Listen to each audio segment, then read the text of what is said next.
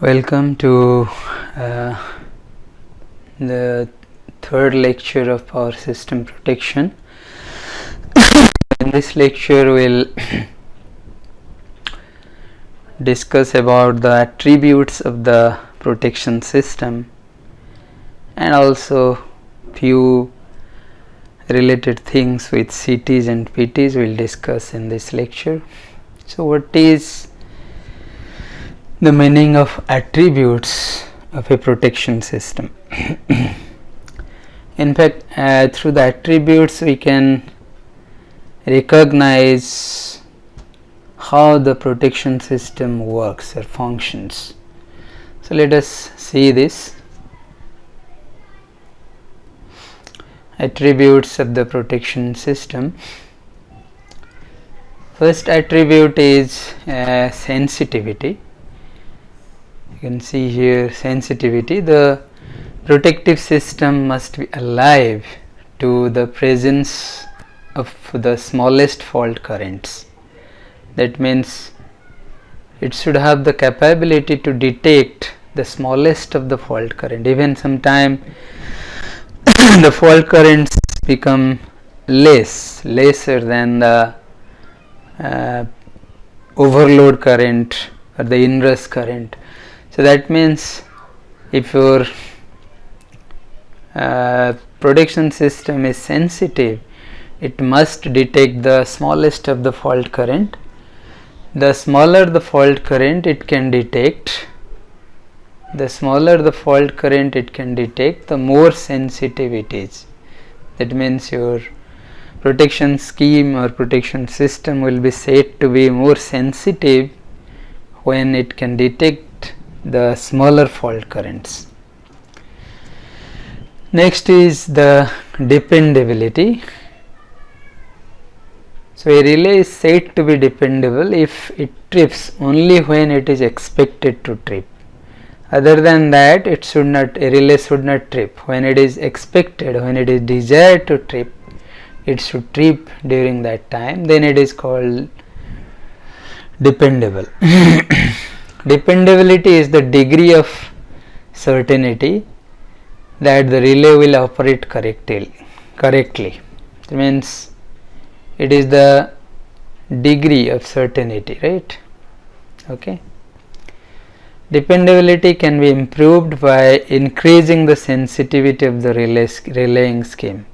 That means if your relay scheme or your protection system is more sensitive, then we can say that it is more dependable. Mathematically we can say that number of correct trips divided by total number of desired trips or trippings into 100. That means tripping means your circuit breaker tripping. Right, that is the tripping here indicates that tripping indicates circuit breaker tripping. Okay, so it can be defined mathematically as ratio of number of correct trippings by the total number of desired trippings into 100. That will give us percentage dependability. Next is your selectivity. It is the ability to correctly locate and classify the fault. Then we can say that the protection scheme is correctly selective.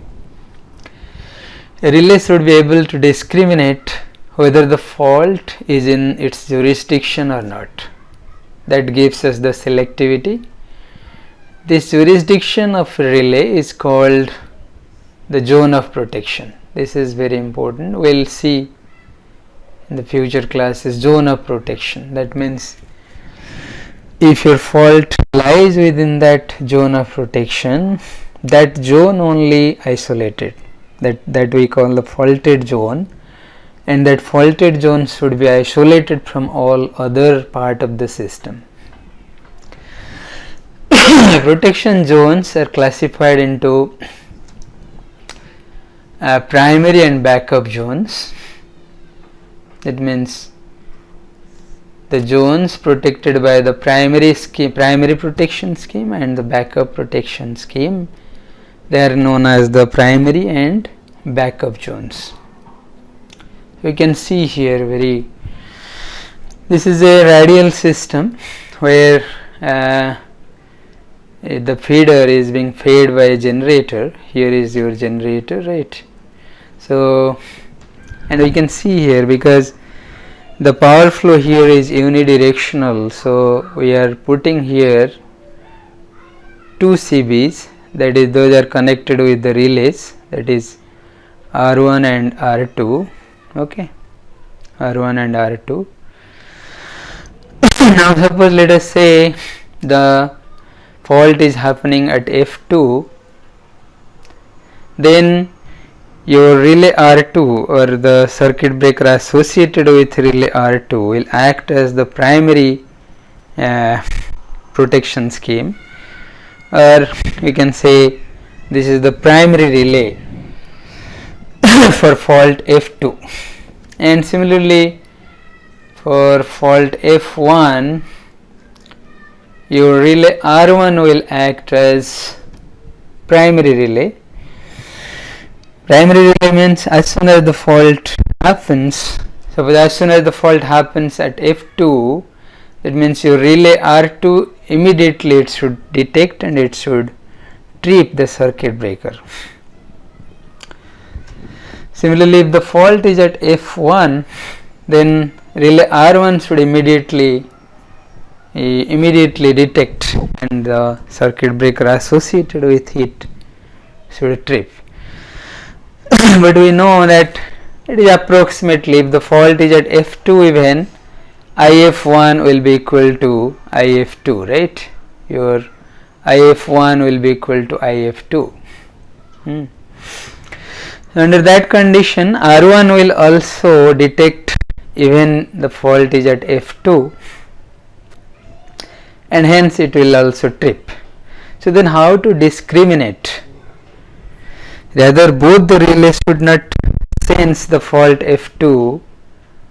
Rather than sensing F2 by both the relays, first relay R2 should detect. If relay R2 fails, then relay R1 should detect. Okay, that should be the scheme, or that should be the protection scheme arrangement. Therefore, relay R2 will act as the primary protection or primary relay for F2, and R1 should act as the secondary or backup relay for F2. In case R2 fails, R1 should act. But how then this will be discriminated? Therefore, the discrimination will be only by providing the time delay in the setting. So relay R1 cannot discriminate between F1 and F2 accurately, as IF1 and IF2 are equal. So there must be some time discrimination that will in fact indicate this time discrimination between R1 and R2 will provide a solution for making the arrangement of primary and backup relays. Okay. Now we'll see, this is called the selectivity. Now we'll see selectivity again. Selectivity is usually provided by time discrimination. Overcurrent and distance relays generally use it. We'll study in detail how they use overcurrent relay and distance relay for protection of distribution system and the transmission system. Again, applying differential protection principle, we can have the selectivity for protecting a zone.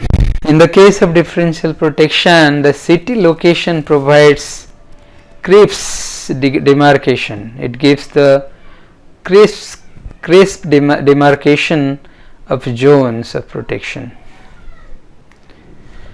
We can see here a simple differential protection scheme. This is your differential protection scheme. So here we can see that this is your zone of protection for this particular differential scheme. The zone is from, let us say this is bus 1 and bus 2, this is bus 2. So the zone is this line connecting bus 1 and bus 2, and now whatever fault will happen in this line, it will be protected by this differential scheme. Okay. Obviously generally the differential schemes are not being used for the long transmission lines, but because of the advent of the communication facility nowadays, the differential protection schemes are being used for the protection of transmission lines. So actually this is very selectively, it protects this transmission line or this zone of transmission line which is connected between bus 1 and bus 2. Then we will see the security. This is one of the attributes. Security is properly used to characterize false tripping. A relay is said to be secure if it does not trip when it is not expected to trip. Then we will say that the relay is secure. That means it will not trip whenever suppose some inrush current is flowing, that is sometimes that is greater than the fault current also, and under that condition the relay is not supposed to trip. But if it will trip, then the relay is insecure. That means it is not providing proper security to the system. It is the degree of the certainty that the relay will not operate incorrectly. Okay. Security can be improved by improving the selectivity of the relaying scheme. So if we can improve the selectivity of the relaying scheme, then the security of the protection scheme will increase or improve. And how we will define this? Percentage security can be defined as number of correct trippings divided by total number of trippings into 100. It is approximately it seems equal to the dependability, but in case of dependability it was number of correct trippings divided by the total number of desired trippings. But here in this case percentage security is defined as number of correct trippings divided by the total number of trippings. This is the difference. We can just note it down. Then another attribute is reliability. It is the ability to not to fail in its function, not to fail in the function of protecting the equipment or protecting the system. That is the ability, that is the reliability of the protection scheme. It can be achieved by redundancy. Redundancy means by overlapping more number of protection schemes together for a particular element. That gives redundancy, but it gives the reliability. Suppose like in case of primary and backup protection scheme, both have overlapping zone, but it gives, though it is redundancy, but it gives the reliability, but it increases, it improves the reliability of the system. Redundancy in protection depends on the criticality of the apparatus. If your apparatus is very critical, then we can put the redundant protection schemes. Reliability can be improved by providing the backup protection. Mathematically we can define percentage reliability as the ratio of number of correct trips divided by the sum of the number of desired trips plus number of incorrect trips into 100. So this gives us the percentage reliability of the protection scheme. Number of desired tripping can be greater than or equal to the number of correct trippings. Always it happens. Another attribute is speed in relaying. So what is speed in relaying? A fault should be cleared as quickly as possible in order to maximize the safety, because the faults should be cleared very quickly. What is the motivation? Motivation is to maximize the safety, minimize the equipment damage, minimize system instability, right? These are the three important motivations behind the speed in relaying.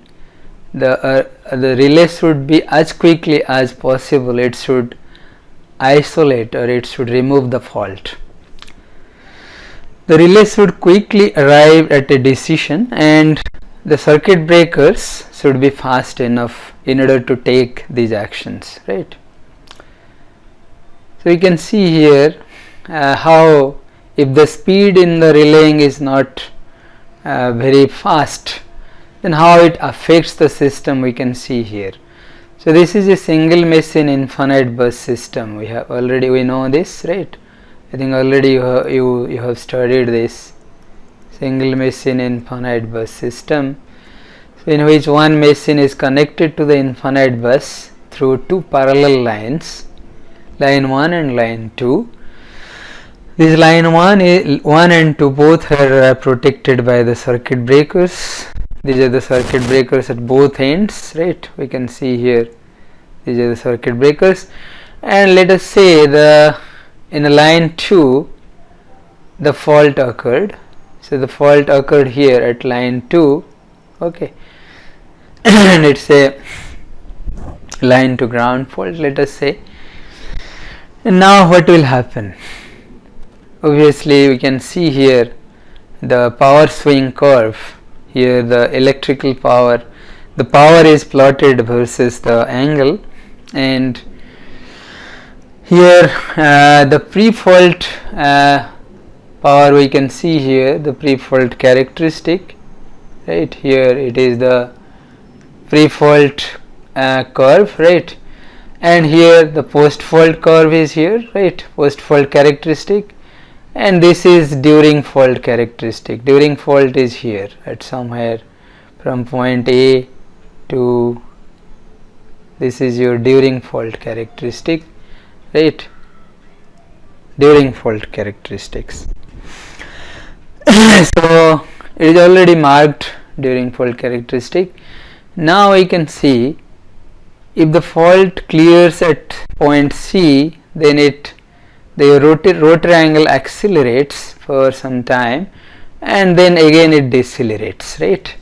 So this point we can see here, this region is known as the stability margin, because we know we have two points, two critical, this is your critical equilibrium point G, right? So point G is your critical equilibrium point, right?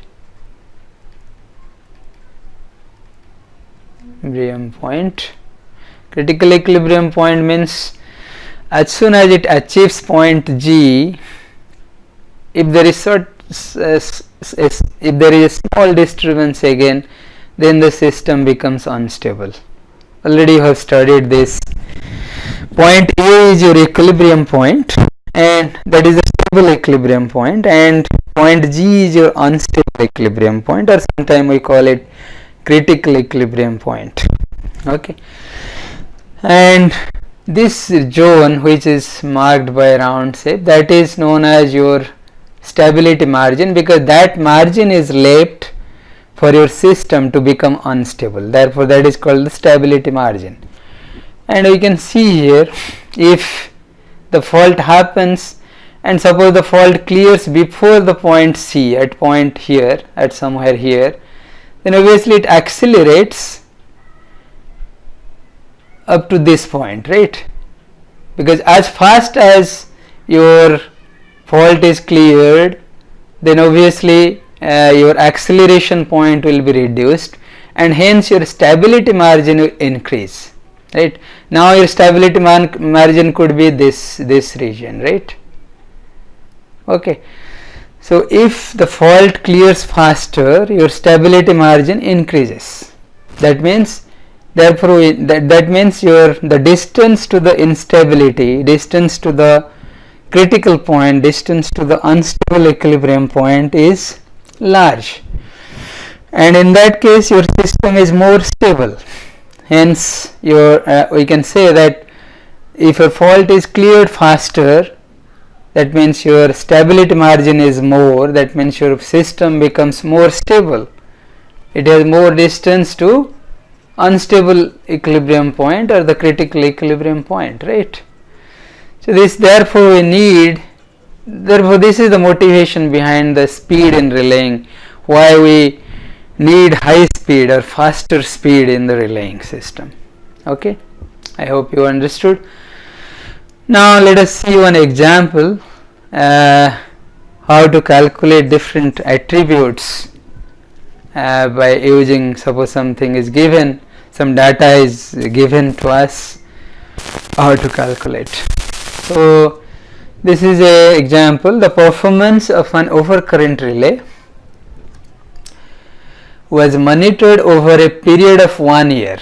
So over a period of 1 year the performance was monitored, and it was found that the relay operated 14 times. Okay, the relay operated 14 times, out of which 12 were correct trips. That means out of the 14 trippings of the circuit breaker, the relay operation, 12 trippings are correct, and if the relay fails to issue trip decision on 3 occasions, that means on 3 occasions the relay unable to give the correct decision, that means it failed, then compute the dependability, security and reliability of the relay. So all these 3 parameters, dependability, security and reliability, already we have defined mathematically as well. So using those formula we can easily calculate, right? So let us see how to calculate. So let us summarize. Number of correct trips 12, and number of desired trips is 12 plus 3, because 12 was the correct tripping and 3 was the failed tripping, where the decision was failed. Okay, that means number of desired trippings are 15, number of correct trippings are 12. Now we can calculate the percentage dependability, that is equal to number of correct trips by number of desired trips into 100. Number of correct trips is 12 and number of desired trips is 15, so we will get 80% dependability. That means your protection scheme is 80% dependable. Now if we calculate the security, percentage security, the number of correct trips is 12, but total number of trips was 14. Okay, total number of trips were 14, so therefore 12 by 14 into 100, that gives us 85%, 85.71%. That is the percentage security of the protection scheme.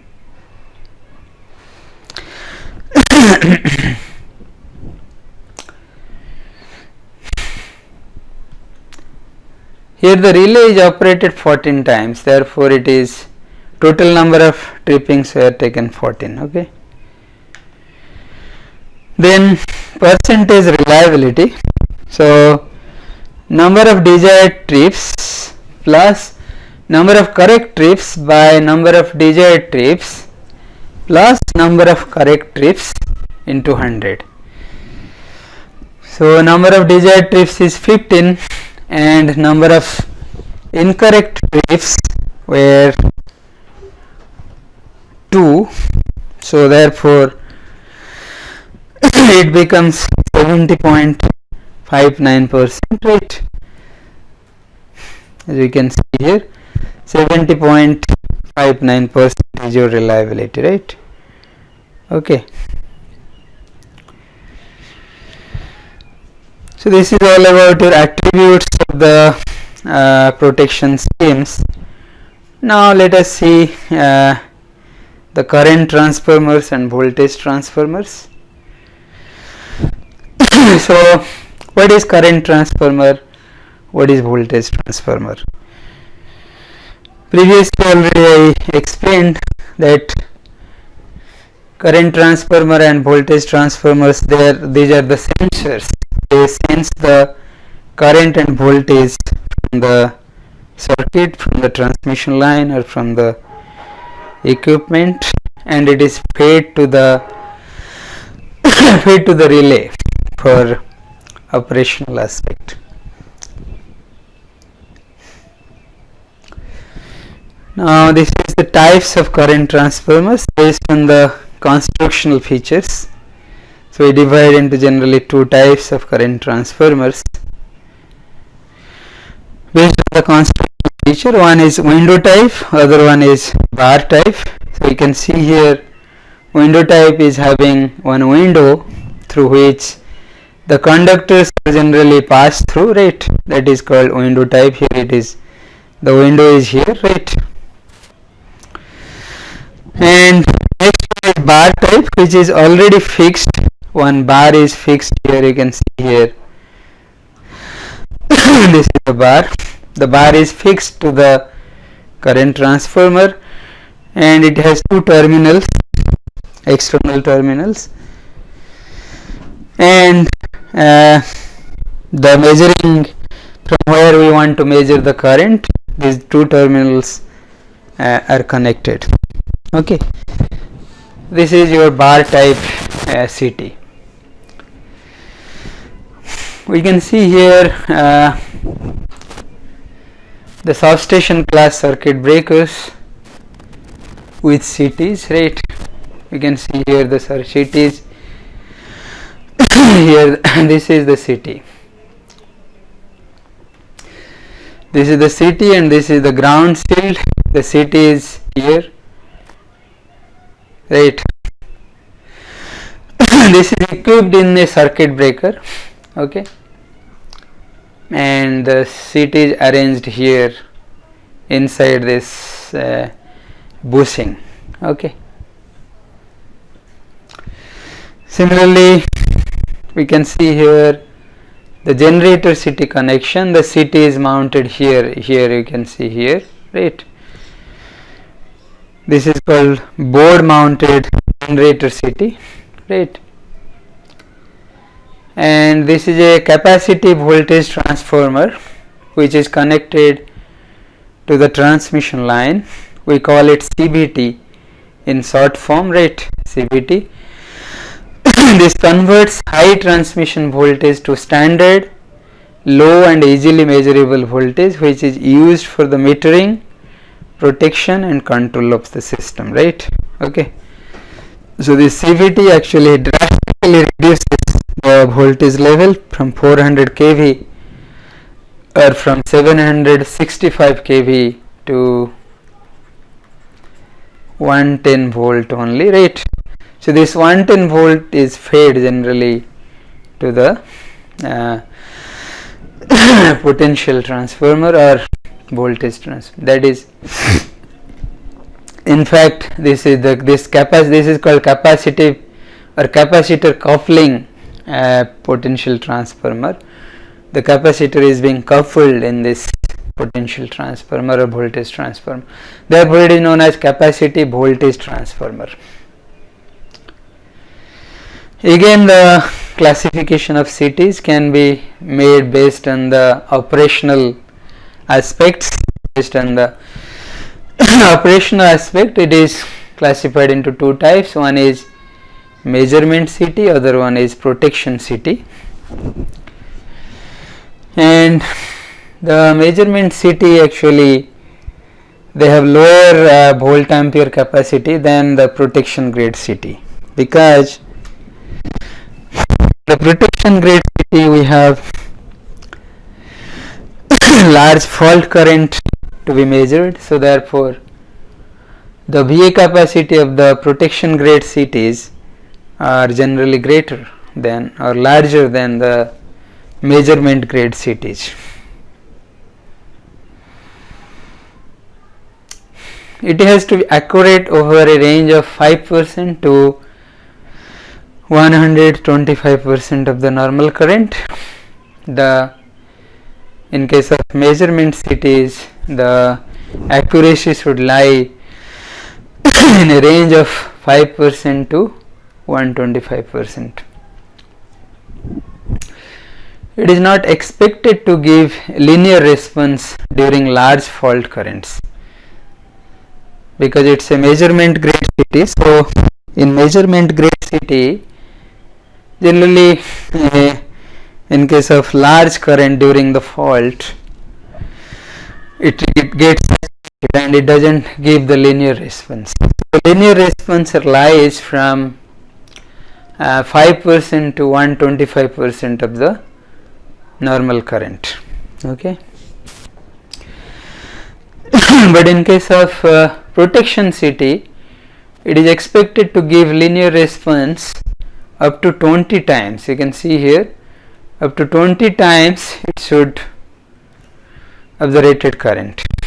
It should give the linear response, and its performance, you can see, its performance has to be accurate in the range of normal currents to the fault currents. So unlike the measurement grade CTs, like the accuracy should be in the range of 5% to 125%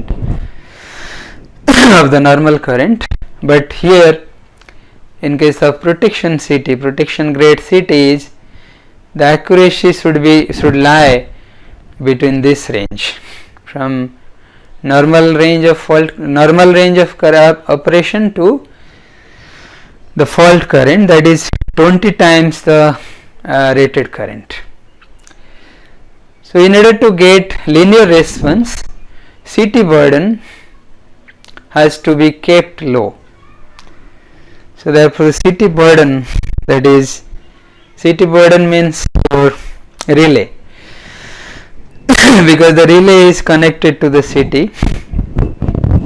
So in case of protection grade CTs, your CT burden has to be kept low.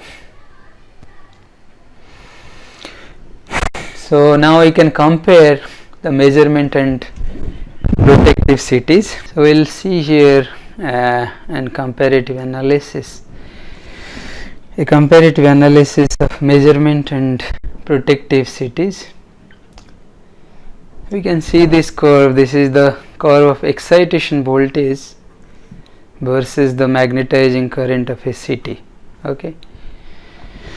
Now if you will see this curve, the operating point for a protective CT should be lie at P here, and the operating point for measurement CT under normal condition should lie at M, because the operation of the protective CT is 20 times, right, 20 times the normal operating range. So therefore the curve should be linear for this range, right? Okay, for 20 times of the normal operating point. Similarly for M is the operating point for the measurement CT. For measurement CT it is from 5% to 125%, that is up to this point, right? Okay, so therefore this is the knee point, and up to this point it is approximately linear. It gives the accurate, gives the more accuracy, right? Okay, so this is how the operating point of the protective CT and operating point of the measurement CT lies. And we'll see here another curve where we can see here this is the secondary current of the CT versus the primary current of the CT, right? Primary current of the CT. Now we will see, we can see the protective CT curve should be like this, the slope of which is 1 by CT ratio. CT ratio is generally we define as CT ratio is equal to primary current by the divided by the secondary current.